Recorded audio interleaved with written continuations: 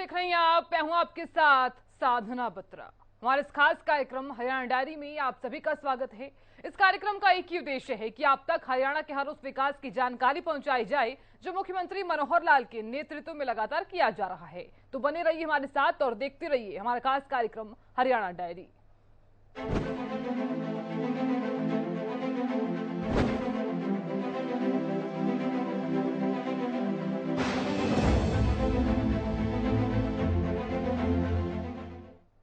15 अगस्त 2023 को भारत की आजादी के 76 साल पूरे हो जाएंगे।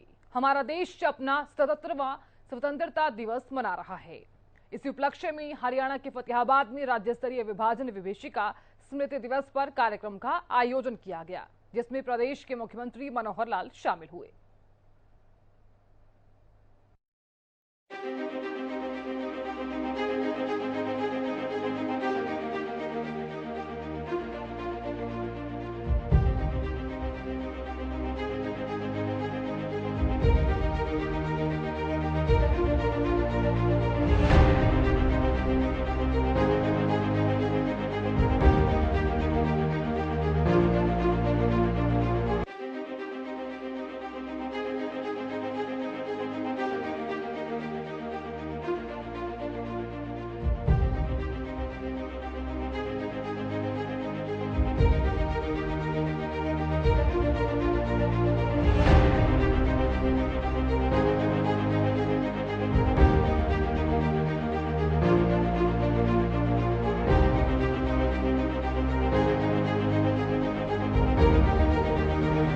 स्वतंत्रता दिवस की धूम पूरे भारत में दिखाई दे रही है।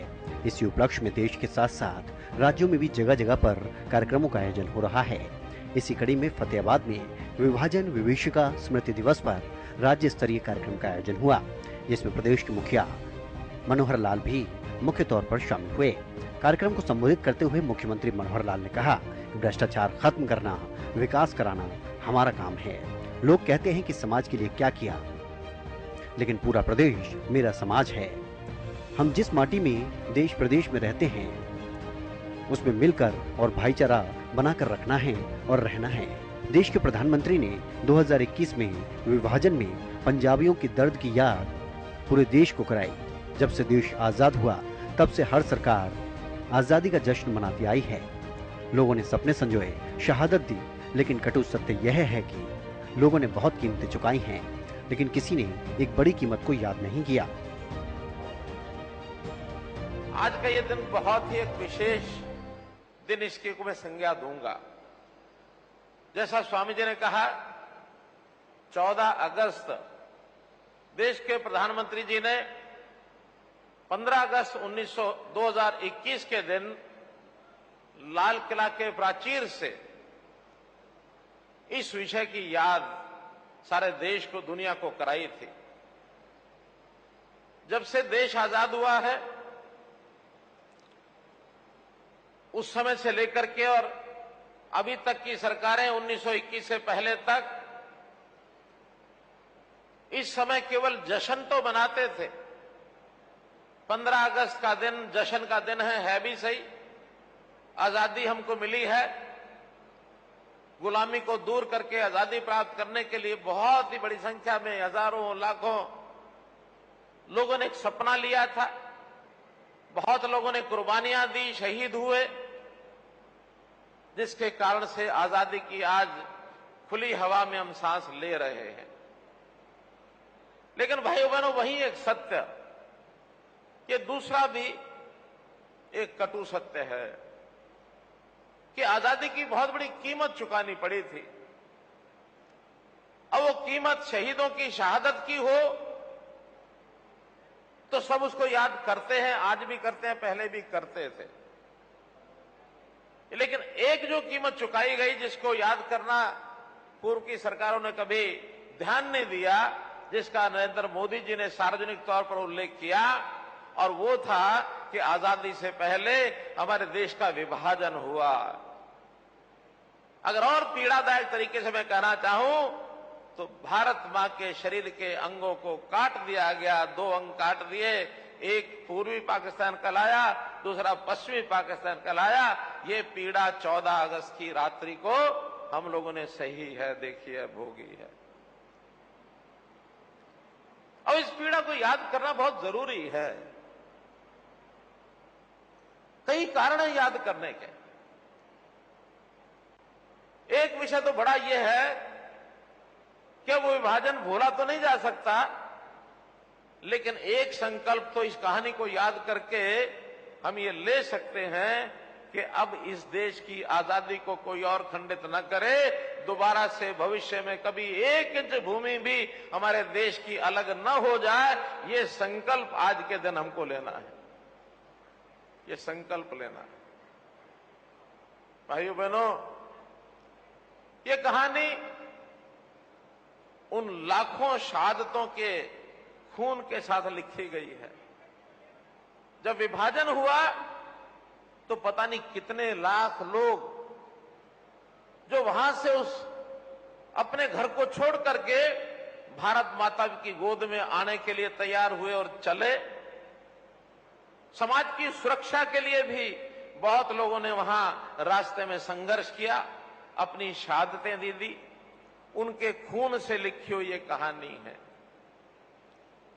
बहुत से लोगों ने उस मंजर को देखा, देखते देखते वहां से चल करके भारत माता की गोद में आने का उनका अवसर मिला। उन्होंने अपनी आंखों से देखा, रोए। उनके आंसुओं से लिखी हुई ये कहानी है। इस कहानी को देखने वालों का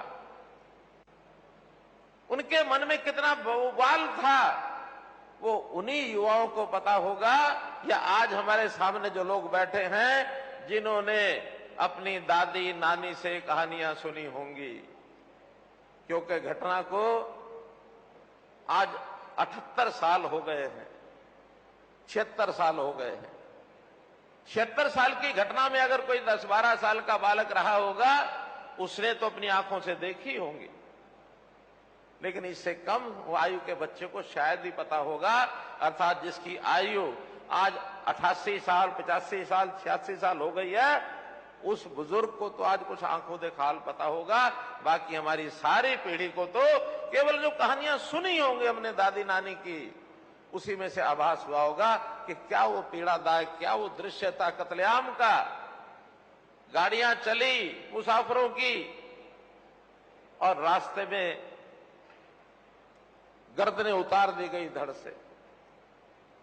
बहु बेटियों की इज्जत लुटने का डर हो गया तो माता पिता ने अपनी जवान बेटियों की गर्दन अपने हाथ से उतार दी इज्जत बचाने के लिए।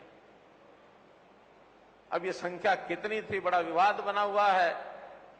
कोई इसको 3 लाख कहता, कोई 5 लाख कहता, कोई 10 लाख कहता, कोई 15 लाख कहता है। इतने लाखों लोगों की शहादत के बाद हम जो लोग आज यहां बैठे हैं, उसी बदौलत, उसी कीमत को चुका करके यहां बैठे हैं। आज हमारा फर्ज है ऐसे शहीदों की शहादत को, उनका स्मारक बना करके हमेशा हमेशा याद रखा जाए। और मैं आभारी हूं स्वामी धर्मदेव जी का, मैं आभारी हूं सुभाष सुधा जी का, मैं आभारी हूं पंचनद स्मारक ट्रस्ट का, जिन्होंने सबने मिल करके इस आवाज को पिछले 15 वर्ष से अपने दिमाग में, दिल में बैठाया हुआ है, इस विचार को, और इसको पूरा करने के लिए उन्होंने एक संकल्प लिया हुआ है। अब ये संकल्प मैं निश्चित रूप से कह सकता हूं कि वो जरूर पूरा होगा, जरूर पूरा होगा, बीच में नहीं रहेगा। और प्रधानमंत्री जी ने जो बात लाल किला से 15 अगस्त 2021 को बोली थी, उसको मैं दोहरा रहा हूं। उसको पूरा करने के लिए भी आवश्यक है, विभाजन की पीड़ा को कभी भुलाया नहीं जा सकता। वैसी नफरत और हिंसा के कारण हमारी लाखों बहनें और भाई दरबदर हो गए और तमाम लोगों को अपनी जान से हाथ धोना पड़ा। ऐसे शहीदों की याद में विभाजन विभीषिका स्मृति दिवस 14 अगस्त को याद किया जाए। और उनकी यादगार में स्मारक बनाए जाएं जगह जगह। इस प्रकार के विचार उन्होंने दिए। हम इस विचार को पूरा करने के लिए भाइयों बहनों, ये जो एक ऐतिहासिक घटना, ये कोई सामान्य घटना नहीं थी, कोई सामान्य दुर्घटना भी नहीं थी। सड़क पर चलते हुए एक्सीडेंट हो गया, 2-4 लोगों की मृत्यु हो गई, परिवार के लोग कुछ साल याद रखते हैं, लेकिन उस पीड़ा को कुछ ना समय बाद भूलना पड़ता है। लेकिन ये जो घटना हुई है, ऐतिहासिक घटना, इतिहास भरा पड़ा हमारी घटनाओं का। आज आखिर महाभारत क्या था? महाभारत भी एक ऐसी ऐतिहासिक घटना थी जिस घटना में लाखों जानें गई थी, और उस घटना के नायक जिन्होंने युद्ध करवाया था, मृत्यु तो उसमें भी बहुत हुई थी, उस नायक को हमने भगवान का दर्जा दिया। क्यों? एक संदेश के लिए। वो संदेश ये था, न्याय और अन्याय की लड़ाई में न्याय की विजय होनी चाहिए, सच्चाई की विजय होनी चाहिए, अन्याय परास्त होना चाहिए, झूठ की हार होनी चाहिए। ये एक सिद्धांत कायम करने के लिए महाभारत में लाखों लोग युद्ध में मारे गए थे। महाभारत के युद्ध को आज भी हम याद करते हैं। रामलीलाएं, रावण और राम के युद्ध को कितने हजारों साल पुरानी घटनाएं हैं, आज भी हम याद करते हैं। तो ये सारी घटनाएं संदेश देने के लिए होती है मित्रों, भाइयों बहनों। तो इस संदेश को देने के लिए हम लोग हमेशा उस पीड़ा को याद करते हुए और इसका हर वर्ष एक कार्यक्रम ये करेंगे। मेरे मन में एक पीड़ा इसलिए भी है जो हमारे स्वामी जी ने बताई। मेरा परिवार भी 1900 परिवारों में था जो वहां से चल करके आए। अगस्त के महीने में क्या क्या मंजर रास्ते में देखा, और केवल शरीर पर 3 कपड़े, बाकी कुछ नहीं, और आकर के अपने जीवन बसर के लिए, रोहतक जिले का निनाड़ा गांव है, वहां आकर के बसे सबसे पहले। वहां पर मजदूरी की। वो बताते थे एक स्कूल की बिल्डिंग बन रही थी, वहां मजदूरी करके उसकी दीवार की चिनाई के लिए जीवन प्रारंभ किया। 1 महीने की मजदूरी के बाद कुछ पैसा इकट्ठा करके हमारे दादाजी, पिताजी ने, और पास में कस्बा है महम, वहां से जाकर के कुछ प्याज खरीद के लाए, और गांव में एक छोटी सी दुकान, पहले फेरी लगाई, फिर दुकान बनाई। उस दुकान पर प्याज, आलू, सब्जी, बाद में किराना, कपड़ा, सब कुछ रख करके, मैं छोटा था जब मेरी आयु 6 साल की मात्र थी 1960 में, उस समय मैंने वो दुकान देखी, हमारे दादाजी जो करते थे। अब उसके बाद के आगे संघर्ष परिवार ने किया, बहुत आगे बढ़े, पढ़ाई हो गई, भाई अपने अपनी जगह चले गए, हमारे चाचा जी अपने अपने परिवारों को पालने के बाद ठीक ठाक स्थान पर पहुंचे। आपके सबके आशीर्वाद से मुझ जैसे व्यक्ति को आज हरियाणा में ये स्थान मिला। देश के शासनकर्ता का एक धर्म होता है, वो धर्म है अपने पूरे प्रदेश की जनता को अपना परिवार माने, अपने पूरे प्रदेश को परिवार माने। बहुत लोग, कभी कभी ना समझ लोग, जिनको मैं कह सकता हूं, कभी कटाक्ष कर देते हैं मेरे ऊपर, इसको क्या पता है, इसका कौन सा परिवार है, ऐसा वो कहते हैं। और मैं कहता हूं हरियाणा का 2 करोड़ 80 लाख लोग ये मेरे परिवार के सदस्य हैं, इनका दुख सुख ये मेरा सुख दुख है, मुझे ये करना है। और मैंने एक कार्यक्रम शुरू किया हुआ आजकल, मेरे पास सब लोगों का हिसाब किताब, हर परिवार का, हर समाज का, हर व्यक्ति का हिसाब आज सरकार के माध्यम से हमें इकट्ठा किया, फैमिली आईडी बनाई है।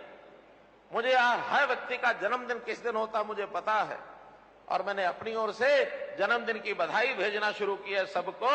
आपके जन्मदिन में पिछले 4 महीने के अंदर कुछ लोगों को बधाई संदेश मिले हो तो जरा एक बार हाथ खड़े करके बता दो। इतने सारे लोग हैं, इनको सबको संदेश मिले, और 2 करोड़ 80 लाख सब लोगों को संदेश देना मेरा काम है। आखिर मेरे परिवार के लोग हैं, इसीलिए मुझे उनको संदेश देने में आपत्ति क्या है। अब ये अलग बात है, राजनीतिक तौर पर उसमें कई प्रकार के पक्ष विपक्ष आलोचनाएं प्रत्यालोचनाएं ये सब चलते रहते हैं। तो बहुत छोटी सोच के लोग इस प्रकार का बोलते हैं, बोले, हमें आपत्ति नहीं है, हमें कोई कुछ भी कहे, लेकिन अपना लक्ष्य सामने है, इस प्रदेश की सेवा करना, लोगों को, खास करके गरीब लोगों को चिंता करना, उनको आगे बढ़ाना, जिसके घर में खाना नहीं बनता है उसके घर में अनाज पहुंचाना, जिसके परिवार का सदस्य मानो कहीं इलाज की जरूरत है तो अस्पताल का खर्चा सरकार देगी, आयुष्मान भारत का कार्ड उसका बनेगा, बुजुर्ग को होगा उसको पेंशन, हरियाणा में सबसे ज्यादा पेंशन वो हम देंगे और दे रहे हैं। हर महीने ऐसे 60 साल के बुजुर्गों के खाते में 2750 रुपया नीले नीले नोट के वहां जमा हो जाते हैं। देश के इतिहास में सबसे अहम दिनों में से एक 15 अगस्त है। इस तारीख को भारत गुलामी की जंजीरों से आजाद हुआ था। भारत को आजाद हुए 76 साल पूरे हो गए हैं और हर साल इस मौके पर देश में जश्न का माहौल देखने को मिलता है। भारत की राजधानी दिल्ली के लाल किले से लेकर राज्यों के हर शहर और गांव में स्वतंत्रता दिवस का जश्न मनाया जाता है।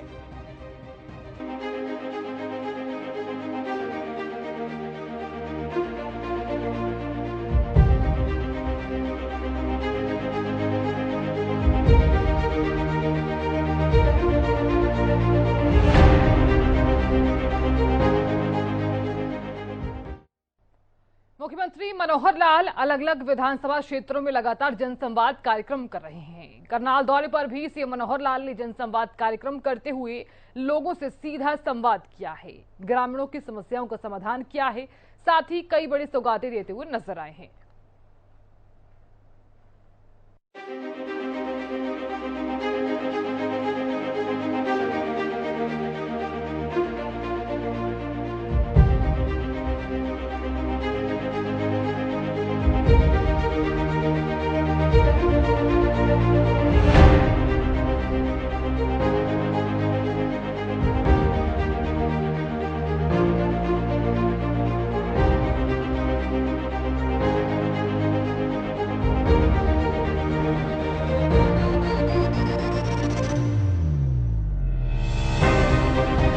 मुख्यमंत्री मनोहर लाल लगातार अलग अलग जिलों में जाकर विधानसभा स्तर पर जनसंवाद कार्यक्रम कर रहे हैं, लोगों की समस्याओं का समाधान कर रहे हैं। इसी कड़ी में आज सीएम ने करनाल के गांव पुंडरक में जनसंवाद कार्यक्रम किया और कार्यक्रम के तहत आमजन की जन समस्याएं सुनी, मौके पर ही उनका समाधान भी किया गया। इसके एक दिन पहले मुख्यमंत्री मनोहर लाल ने जनसंवाद कार्यक्रम के तहत करनाल जिले के ही इंद्री विधानसभा क्षेत्र में लोगों से संवाद किया। गांव जैनपुर, डबकोली कला और दनियालपुर में जन समस्याओं को सुना। मुख्यमंत्री मनोहर लाल ने गांव दनियालपुर पहुंचकर स्वयं सहायता समूह द्वारा बनाए गए उत्पादों का अवलोकन भी किया और खुला दरबार लगाकर आम जनता की समस्याओं को सुना। मुख्यमंत्री मनोहर लाल ने गांव डबकोली कला पहुंचकर ग्राम ज्ञान केंद्र का उद्घाटन किया। उन्होंने 25 करोड़ रुपए की लागत से बनी 73 किलोमीटर लंबी सड़कों का शिलान्यास किया। गांव जैनपुर पहुंचकर मुख्यमंत्री मनोहर लाल ने यह कहा कि प्रदेश सरकार ने व्यवस्था परिवर्तन के साथ आम जनता का जीवन भी सुगम बनाया है। डायरेक्ट बेनिफिट ट्रांसफर के जरिए पूरा पैसा आम जनता के खातों में जाता है। इंद्री विधानसभा के सभी तीनों गांवों में कार्यक्रमों को खत्म करने के बाद मुख्यमंत्री मनोहर लाल ने प्रेस कॉन्फ्रेंस भी की और तीनों गांवों में जनसंवाद के बारे में जानकारी दी। जैसे आपको पता है कि लगातार मैं जनसंवाद के कार्यक्रम कर रहा हूं, तो ये मेरा 7वां राउंड ये आज पूरा हो रहा है। इसमें एक विधानसभा करनाल जिले की यानी इंद्री विधानसभा, इसका आज ये कार्यक्रम समापन हो रहा है। इस 3 दिन में यानी जो हमारा जो इंद्री का है उसके अंदर पहला ये दनियालपुर है, इससे पहले जैनपुर के बाद दमकोली, हाँ 3 गांव ऐसे मैं अभी करके आया। और सब गांव के अंदर उस गांव के अलावा भी 12-15 गांव के लोग या तो सरपंच होते हैं नहीं तो नागरिक होते हैं, सब आते हैं, अपनी अपनी समस्याओं को दे के जाते हैं। मुझे संतोष का विषय इसमें ये लगा कि जो हमने नए सिस्टम अपने खड़े किए, चाहे उसके अंदर फैमिली आईडी है, चाहे हमें डिजिटल रिकॉर्ड की बात है, चाहे ऑनलाइन ट्रांसफ़र पॉलिसी है, चाहे उसमें बिना खर्ची पर्ची के नौकरी देने की बात है, जितनी भी योजनाएं, ओल्ड एज पेंशन अपने आप बनती है, तो इन सब योजनाओं से लोग बहुत खुश हैं। आयुष्मान भारत और साथ में चिरायु योजना, इसके साथ हमने जो 15 अगस्त से एक नई योजना और बनाई है जिसमें 1,80,000 से लेकर के 3 लाख रुपए तक के जो परिवार हैं वो भी 1,500 रुपये का प्रीमियम वार्षिक प्रीमियम दे करके और 5 लाख रुपया बीमे के हकदार हो जाएंगे। ऐसा एक हमने कार्यक्रम तय कर लिया है और उसको कल हम लॉन्च करेंगे। 15 अगस्त से वो चालू हो जाएगा। 1 महीने के अंदर अंदर जितने लोग उसमें भर देंगे उसकी राशि, उन सब का अगले 1 महीने के बाद सब उसमें 5 लाख के पात्र हो जाएंगे। सर, वो उद्घाटन और शिलान्यास भी किए हैं, वो क्या किया था सर? देखिए, उसमें मुख्य रूप से तो सड़कें जितने भी इस विधानसभा में हैं, लगभग 74 किलोमीटर की सड़कें उनके शिलान्यास हुए हैं, उद्घाटन हुए हैं। कई बन चुकी हैं, कई बननी अब शुरू हुई हैं। तो ऐसा जो हमने हर एक विधानसभा में 25 करोड़ रुपए की सड़कों के ये जो योजना बनाई थी उसको आज यहाँ चालू करवा दिया है। अगला जो हमारा चरण में जो सड़कें खास करके बरसात के समय टूटी हैं, बहुत जल्दी इसको बैठ करके सबकी हमने जानकारी ले ली है।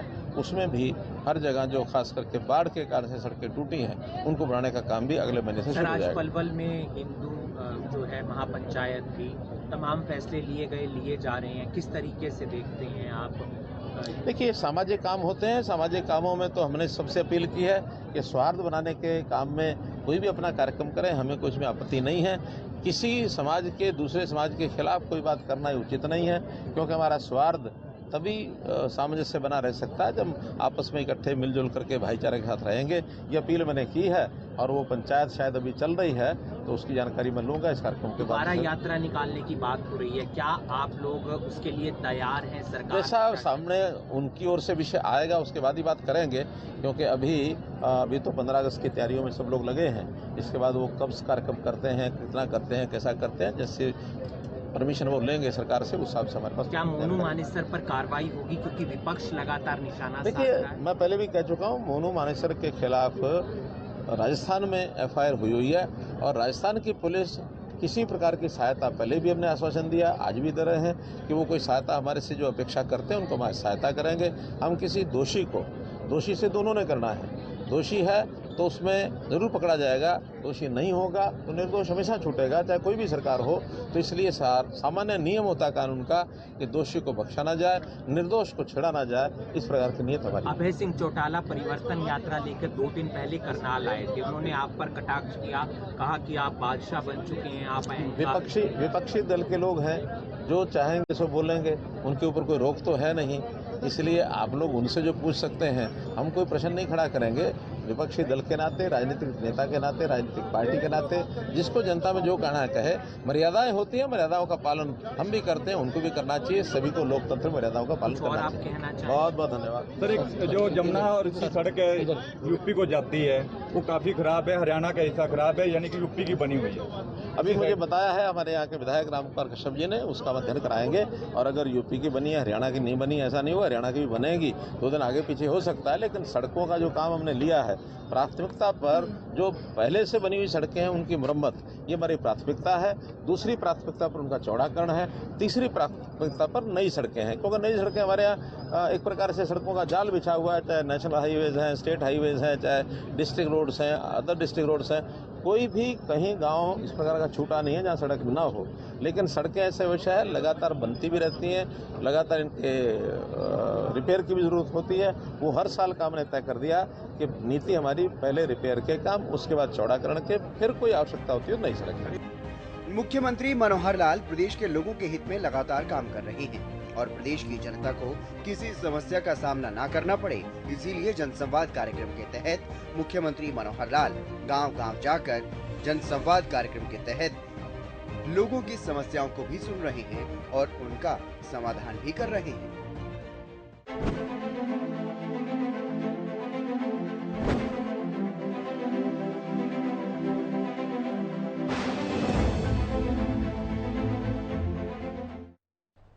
अब देखिए, मुख्यमंत्री मनोहर लाल के कुशल नेतृत्व में हरियाणा प्रदेश लगातार विकास की तरफ अग्रसर है।